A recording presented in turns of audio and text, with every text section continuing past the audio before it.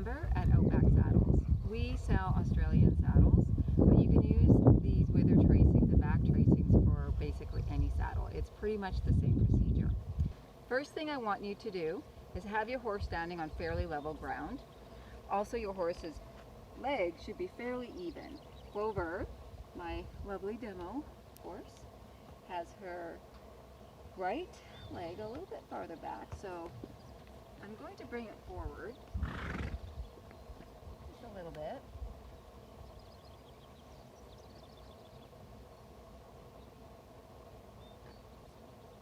The next step is to find the high point of the wither, as well as the edge of your shoulder blade. You want to be 2 finger widths behind the shoulder blade.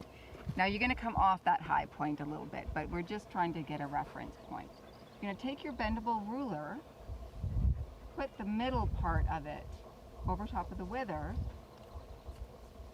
2 finger widths behind your shoulder blade, the edge of the shoulder blade to be exact, and you're going to just mold that down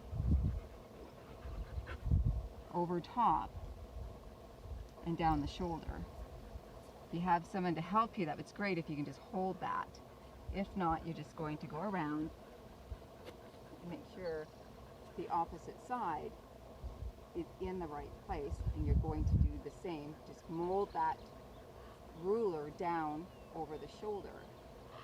Clover's wither tracing looks like this. The next tracing I like to get is one that corresponds to the low point of the back. So if you just stand back at eyeball, the low point of her back is about here. I'm going to do the next tracing there. So again, I'm just going to mold, and using my fingers to really just kind of get it nicely molded. Go around and do the same on the opposite side. So mid-back, Clover's tracing looks like this. She's pretty wide. Then the next one that I want, the next tracing I want is the level of T18 in her spine. So if you run your hand to the edge, the last rib in your horse's back, put that there for a moment, and I'm going to run my finger along the top of my horse's spine and run it up at an angle that works with the angle of the last rib, and you're going to come to, your fingers will just meet. That's basically where you want to do that next tracing. I'm going to just mold that down over the horse's back.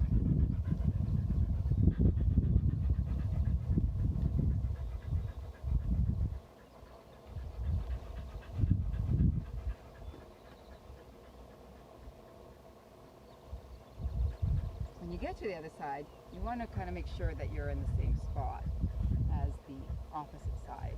This is the T18 on Clover. The next tracing I like to get is the top line. This is just going to give us an idea of how the spine curves. So again, go over the top of the spine at the beginning of the wither, maybe a little bit more towards the neck, and then just along the middle of the spine you want to mold your ruler.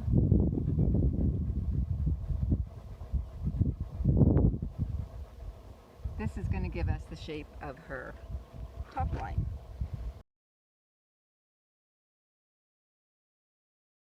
With each measurement that you take, you're going to need to get that onto a piece of paper and trace it. So what you're going to need is your wither or back tracing, a ruler, and a pen. And you're going to put it onto a piece of paper and trace it.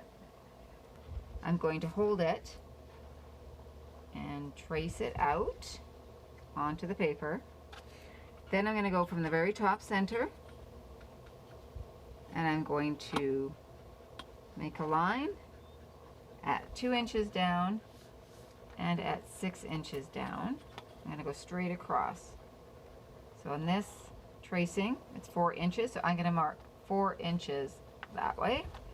And then at the 6 inches, I'm going to mark that it's 9 1/4. inches across. I'm also going to make a line down from the center, and note that that was 2 inches down and this is 6 inches down. This way you can just scan it and email it, or you can take a picture of it and just text it to me.